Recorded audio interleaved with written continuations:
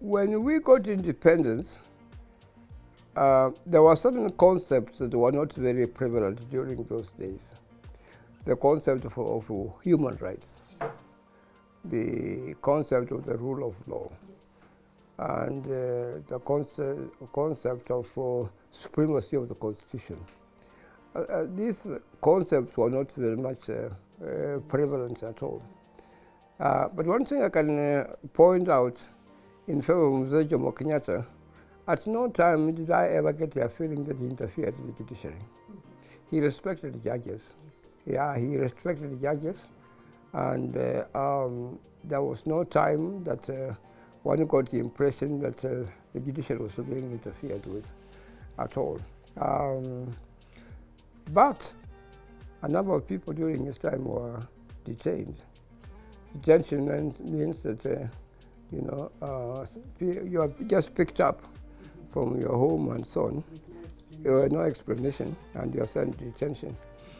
Some of the people who were detained included Jaramogi Oginga Odinga, included Kagia, included some other people from Western Kenya. Yeah.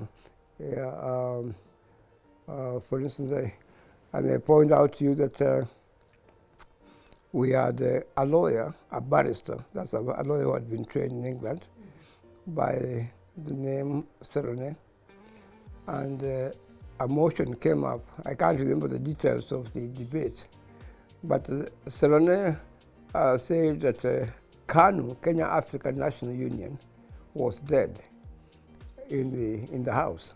He said that the Kenya African National Union, someone said the Kenya African National Union was dead.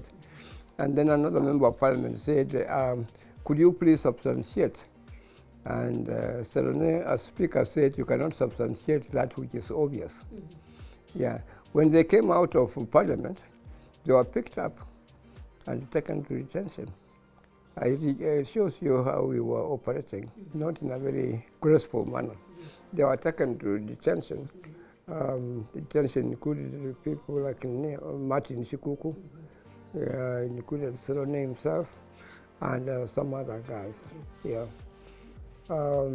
Then after, when President Moi came into power, probably before I come to leave that, there were some people who died under very suspicious circumstances during those days. Very suspicious circumstances. We had Tom Mboya died under very suspicious circumstances, and there was a nation who was the first one to be detained, to be assassinated. His name was Pinto, a very brilliant chap. He was born here. He was a Kenyan. He was also died under very suspicious circumstances. Then we had J.M. Kariuki, who also died under very suspicious circumstances. Yes. Now, when Daniel Arap Moi came into power, there was violation of human rights. And some of us tried to speak out and say that, look, things are wrong, things are going wrong, and so on. We took up what you can cases in court to challenge some of the things. For instance, on my part, I filed a case for one Mwangi Stephen Murithi. Mwangi Stephen Murithi had been the Deputy Director of Intelligence under Daniel Arap Moi. And he was then transferred to Uplands Bacon Factory by the president. So we went to court to challenge that the president had no power to transfer civil servants at all. That the power to transfer civil servants was only conferred on the Public Service Commission. Yeah, and there were some other people also whose cases I was doing. For instance, Anyona, Mr. Anyona, he's now dead.